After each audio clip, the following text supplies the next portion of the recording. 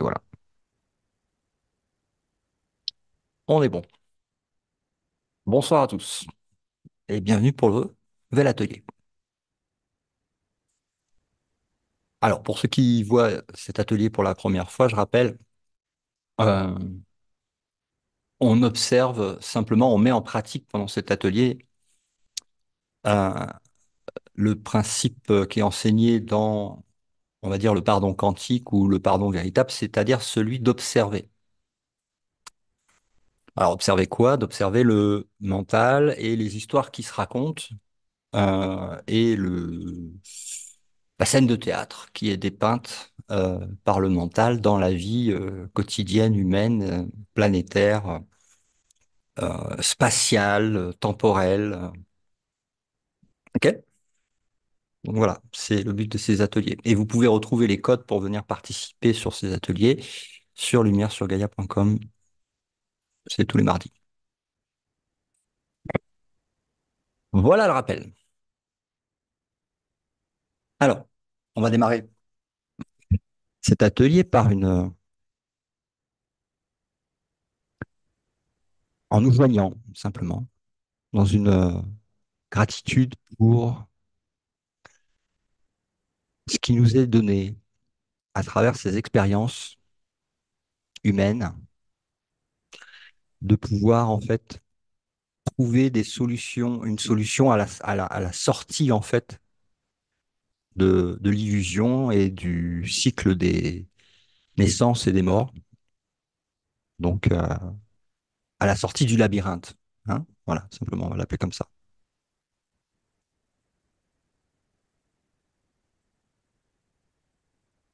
Donc déjà, merci aux créateurs euh, de nous avoir créés tels que nous sommes en réalité, même si nous avons encore pas encore eu cette expérience directe ou que c'est pas encore très clair. Ça reste encore peut-être au niveau intellectuel avant que ça descende au niveau du cœur. Mais en tout cas, merci, merci de ne pas être ce que nous croyons que nous étions, mais que nous sommes en réalité au-delà de cette illusion, on va dire. Merci. Et puis merci au Saint-Esprit. Enfin, c'est un mot, hein.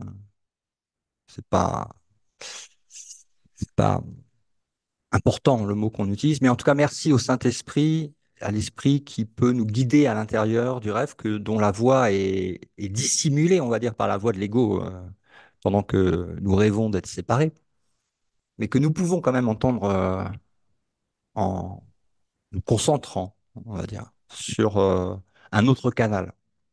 un autre canal que celui de l'intellect, de la réflexion.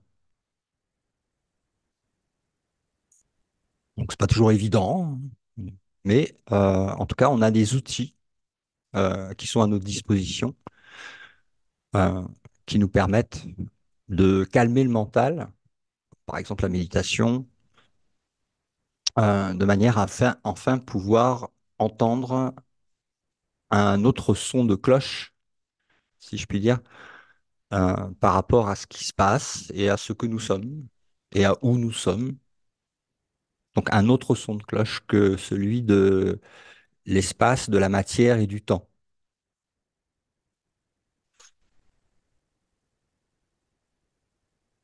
Donc merci deux fois. Merci à la fois pour ce que nous sommes en réalité et merci de nous rappeler, de nous donner la possibilité, en tout cas, de nous rappeler ce que nous sommes à travers cette voix qu'on peut canaliser. Tant qu'il y a l'esprit divisé, il s'agit encore de canalisation, hein. C'est encore une sorte de dualité, on va dire, une semi-dualité, euh, mais qui est en réalité notre propre voix, celle de l'unité que nous pouvons entendre à travers la voix de l'amour, ou donc celle de la séparation que nous entendrons à travers l'intellect. Donc on peut entendre les deux. C'est la bonne nouvelle, hein, dans l'illusion. C'est qu'il est possible d'entendre une autre voix.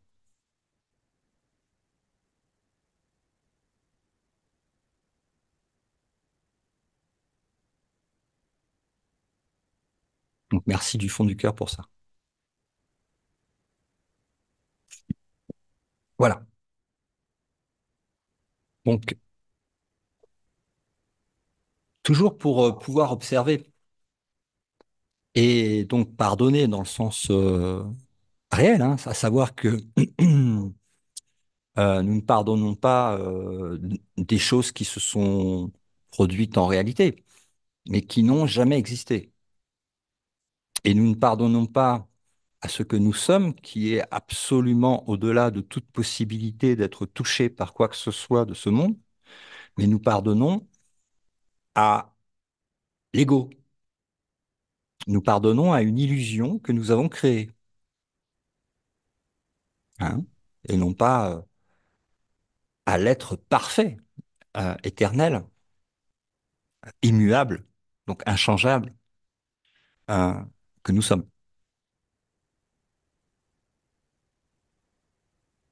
Donc ça, c'est un rappel important. Donc, on ne pardonne pas la réalité, on pardonne des images d'un rêve parti d'une idée de séparation qui ne s'est jamais produite. Donc c'est pour vous dire à quel point on pardonne des choses qu'on a rendues pour nous réelles, en croyant que les images qu'on voit dans notre rêve sont réelles. Hein. Ça arrive aussi dans les rêves nocturnes, hein. Il y a les rêves diurnes et il y a les rêves nocturnes. Comme le rappelle le cours, toute ta vie se passe à rêver. Et les rêves diurnes et les rêves nocturnes sont les deux faces de la même pièce du rêve de la séparation, laquelle, je le répète, est tout simplement impossible et ne s'est jamais produite. Tout va bien, malgré les apparences. Les apparences sont trompeuses. Voilà. Donc, à partir de là, euh, je vous invite aujourd'hui à observer le système de pensée collectif de la séparation et non plus juste au niveau individuel. D'élargir en fait l'observation, donc le pardon, qui ne fait que observer en fait le champ de bataille et la dévastation qui se dépeint dans le rêve de la séparation et au niveau collectif.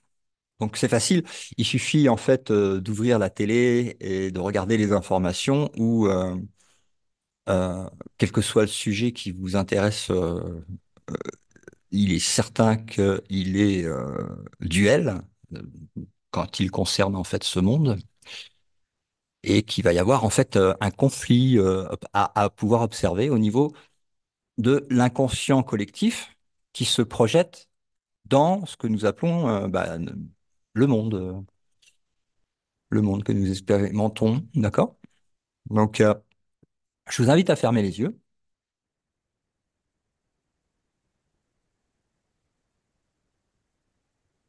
à ralentir, c'est-à-dire à détendre, hein, simplement, ralentir aussi,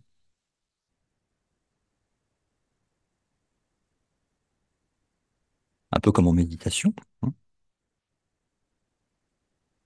parce que pour pouvoir observer, il va falloir se recentrer dans une position où il est possible d'observer. Parce que si vous êtes perdu dans les pensées même, à savoir ce qui se passe sur l'écran de la conscience, vous pouvez pas observer. Vous avez une observation hyper limitée. Donc là, on va se ralentir pour pouvoir observer tranquillement à partir de l'observateur des images qui sont sur l'écran, à savoir le rêveur du rêve.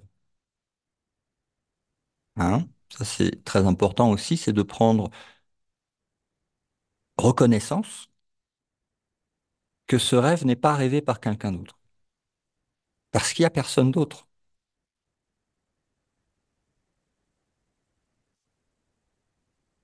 Le rêve des autres personnes, il est sur l'écran. Mais ce qui rêve cela n'est pas à l'extérieur de vous-même, puisqu'il n'y a pas de d'autre en réalité.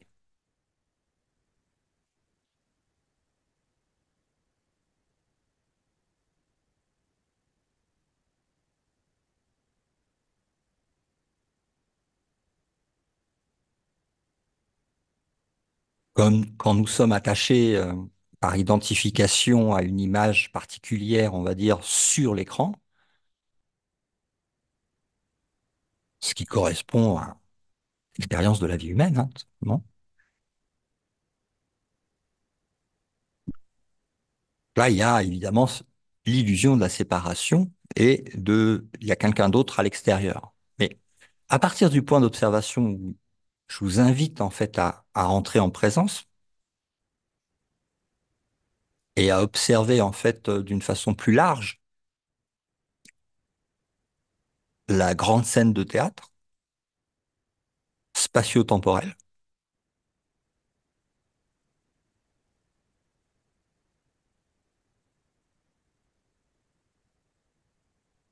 Donc au niveau du plan collectif, je vous invite à regarder l'état spatio-temporel de conflit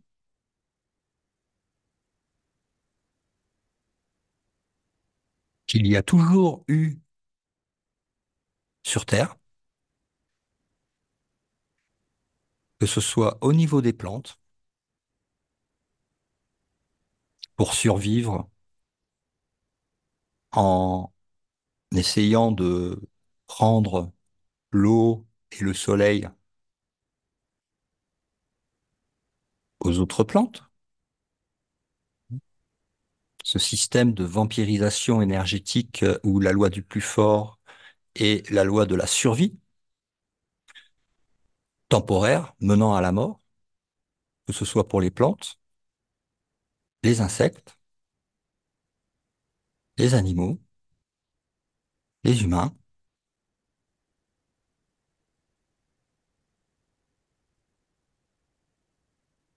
qui s'est toujours produite sur Terre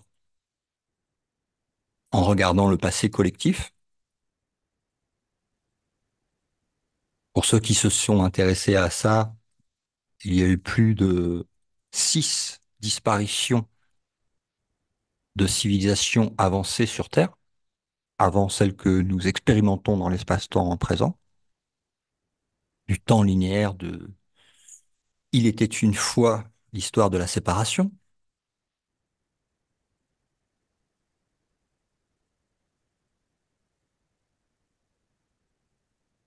Et je vous invite aussi à regarder l'espace futur, l'espace-temps du rêve futur, qui ne change en rien, change simplement de forme, d'histoire, mais qui représente exactement la même chose, à savoir la survie, la mort, la vampirisation énergétique, essayer de combler un manque, essayer de résoudre un problème.